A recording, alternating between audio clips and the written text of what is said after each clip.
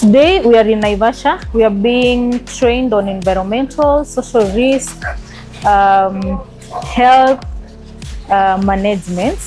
But the key thing, we need to interrogate the manual that has been developed to make sure it is applicable in the counties.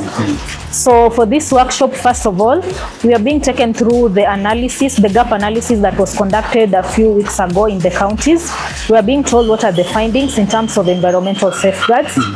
And after that, we are being told what are the gaps and how we can improve. So we are also being given the recommendations to improve on the gaps. And among the key ones is the fact that some counties have not incorporated environmental and also social safeguards in their respective committees. And where the committees exist, some of them are not proactive. So we are being told to make them more proactive and more involving, including also the inclusion of people, the vulnerable groups. For example, for counties which have marginalized and vulnerable communities, they're being urged to be incorporated in the various committees. Then another key gap they identified is the fact that some of these committees are just domiciled at the county level and have not gone up to the ward level in cases where it's very relevant for them to be at the county ward level.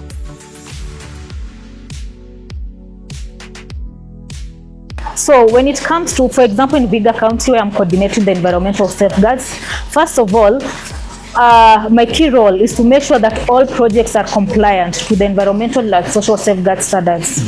In Kenya, our mother act when it comes to such aspects, especially environment, is the MCA 1999, which was revised in 2015. And now that this is a World Bank funded program, we are also supposed to be compliant to the ESF, the World Bank Environmental Framework. Yeah, so there are a lot of aspects which are in there. And perhaps if I pick the key one, it's not just a matter of identifying the risks for the projects. We need to go further down and actually implement the ESMP, that is the Environmental and Social Management Plan. And you realize in counties, we say for a project to be implemented, during the planning phase, you must incorporate environmental and social safeguards. However, you realize in most counties, it is an afterthought. And even when it's an afterthought, it's because maybe the donor wants you to be compliant to them. So for me, as a focal person in this sector, I'm supposed to make sure all projects are compliant from the word go. So in this case, in Vihiga County, I make sure all projects, they do the screening, environmental and social screening. Then if it is required to have an EIA, they must do an EIA and have the certificate from NEMA. Then after that, once the ESMP is produced, they must follow up and monitor to make sure that the recommendations for mitigations are being followed through.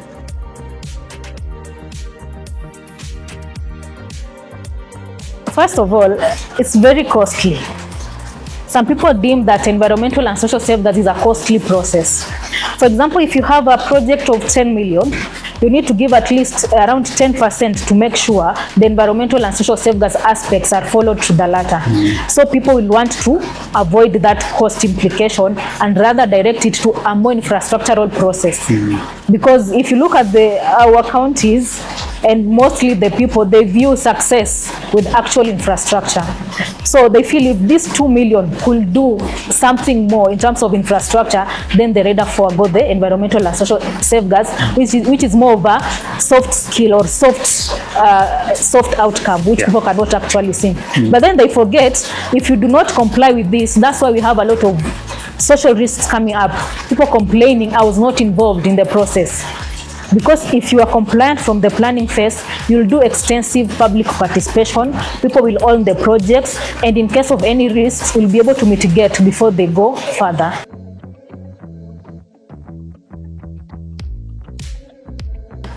So going forward, KDSP came with a very good strategy to ensure the sustainability in projects, because we realize most counties were just in the process of, let me do this project, I count it that I've implemented, but the sustainability is left out.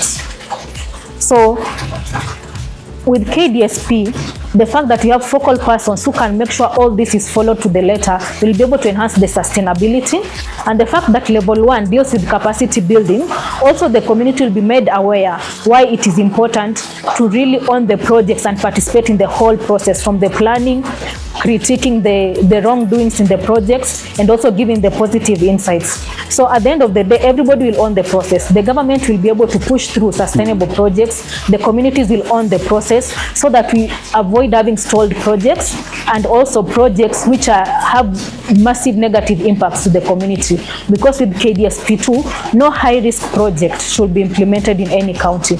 We are just implementing medium and low-risk projects. So in that case, we'll minimize a lot of impacts that come with various projects that are not compliant with the environmental and social safeguards.